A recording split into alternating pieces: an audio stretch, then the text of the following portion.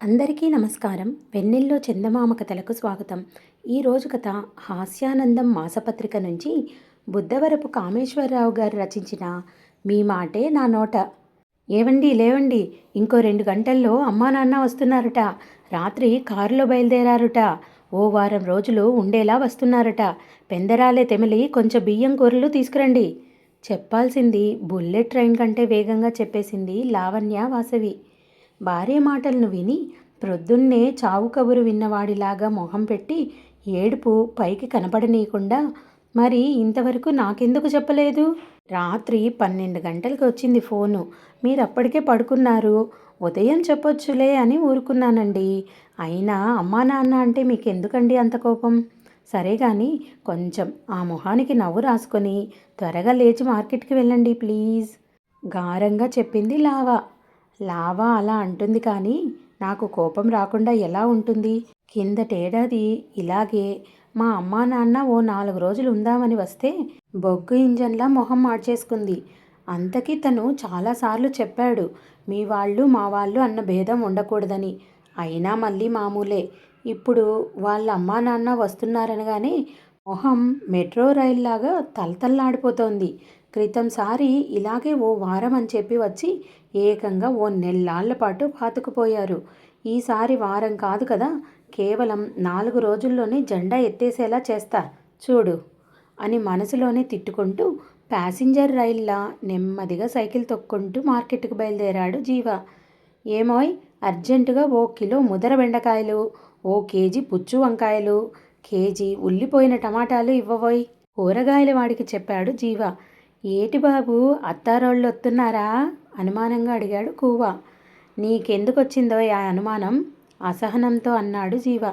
అబ్బే, మా అత్తారోళ్ళు వస్తే నేను ఇలానే చేస్తానండి, అసలు రహస్యం చెప్పాడు కూవ.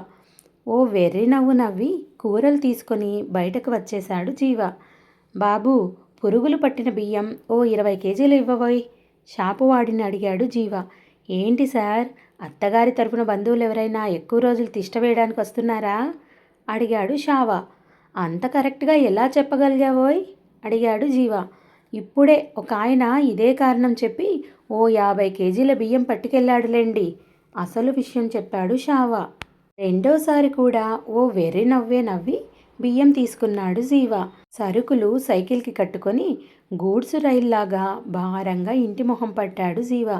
సందు మొదలు వరకు గూడ్సు రైల్లాగా నెమ్మదిగా వచ్చి లావాకి అనుమానం రాకుండా అక్కడి నుంచి ఇంటికి రాజధాని ఎక్స్ప్రెస్ లాగా వేగంగా చేరుకున్న జీవ ముందు గది సోఫాలో కూర్చొని కాఫీలు తాగుతున్న తన తల్లిదండ్రులు గోపాద వామనరావు, రాగవాహినులను చూసి కీచుమంటూ కాళ్లకు సడన్ బ్రేక్ వేసి, నాన్న, అమ్మా, మీరెప్పుడొచ్చారు? కీచు గొంతుకుతో అడిగాడు జీవ. అదా, ఆ రేవాగాడు, అదేరా ఆ రేవాడ వాసుగాడు నిన్న రాత్రి ఫోన్ చేసి, అన్నా కారులో నేనొక్కడనే హైదరాబాద్ వెళ్తున్నా, సరదాగా వస్తారా అని అడిగాడు.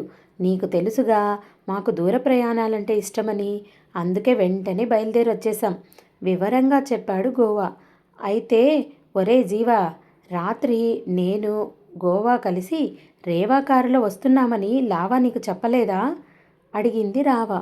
చెప్పానత్తయ్య గారు, మీరు వస్తున్నారనే సామాన్లు తేవడానికి వెళ్ళి వస్తున్నారు, కనబడకుండా వినబడే రైలు అనౌన్స్మెంట్లా కిచెన్లో నుంచి కూసింది లావా. తిరిగి వేగం పుంజుకున్న రాజధాని ఎక్స్ప్రెస్లా అదే స్పీడ్తో కిచెన్లోకి వెళ్ళి, ఏంటి లావా, మీ అమ్మా నాన్న వస్తున్నారన్నావు? తీరా చూస్తే మా వాళ్ళు, మాడిపోయిన మొహంతో అడిగాడు జీవ. ఏవండి, అప్పుడే మర్చిపోయారా? మొన్న మీరేమన్నారు?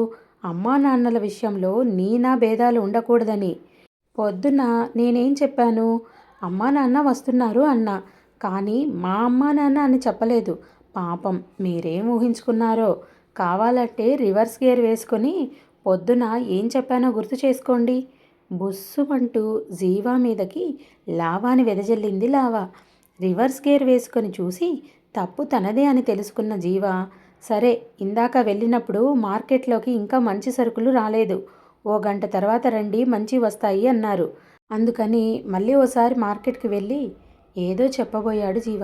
అవసరం లేదు, వాళ్ళకి ఈ సరుకులు చాలు, ఇలాంటి సరుకులతో వండింది తింటేనే 2 రోజులు ఉండి వెళ్తారు, లేకపోతే ఇక్కడే తిష్ట వేస్తారు. రైలు ఇంజన్లోని స్టీమ్ అంతా ఒక్కసారి వదిలినట్టు కయ్యమంటూ మీద పడిపోయిన లావాని చూసి జావకారిపోయాడు జీవ. కథ సమాప్తం. ఈ కథ మీకు నచ్చిందనుకుంటాను. నచ్చినట్టయితే లైక్ చేసి, షేర్ చేసి, మా ఛానల్ను సబ్స్క్రైబ్ చేసుకొని ఎంకరేజ్ చేస్తారని ఆశిస్తున్నాను. Thank you.